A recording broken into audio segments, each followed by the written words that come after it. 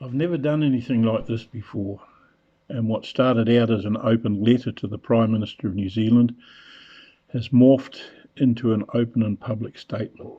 So, Prime Minister, just as you refused to speak the name of the Christchurch mosque shooter because of the evil that he perpetrated against this country, so I will never again speak your name for the evil you have perpetrated against New Zealand.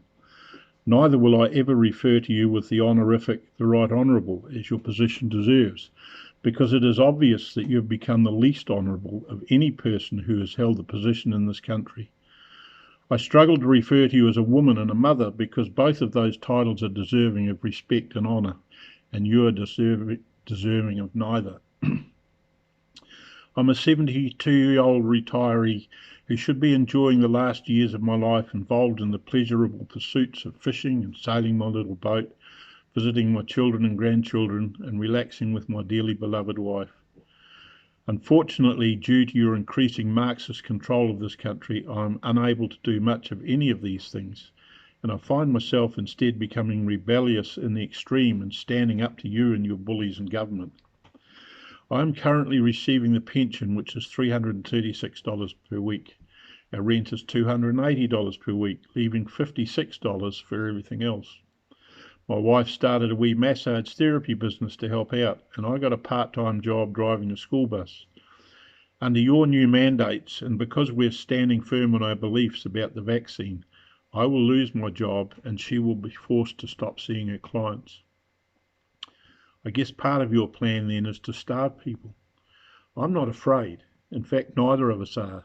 I have stared death in the face on more than one occasion in my life, and I've seen death in its many forms, and it does not faze me, Prime Minister. And it's one reason I will stand against you and your kind as long as I draw breath.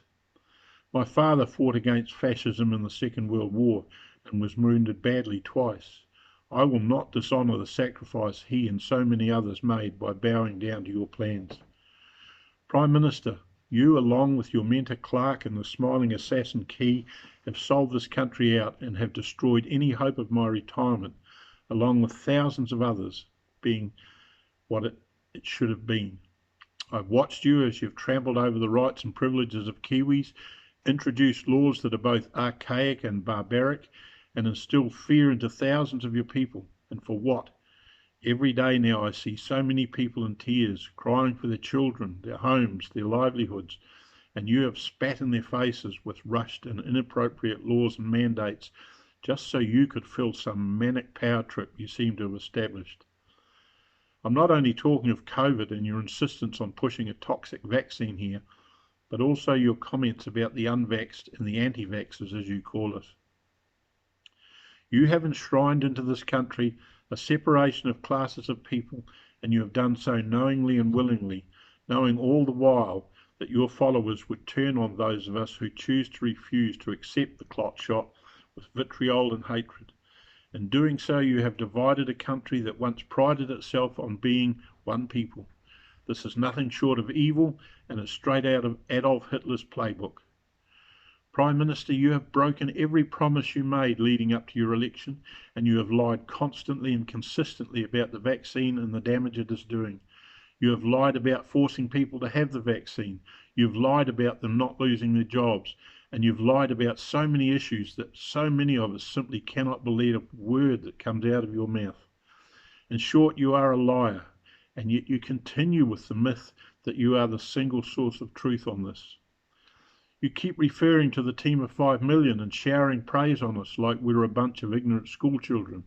But people are waking up to you now, and I know so many who are not now, nor will they ever be part of your team. You have bought off the media so that they only spout your misinformation and hatred. You have sold out the Maori people by buying off a few plastic ones like Mahuta, Jackson and Davis and co.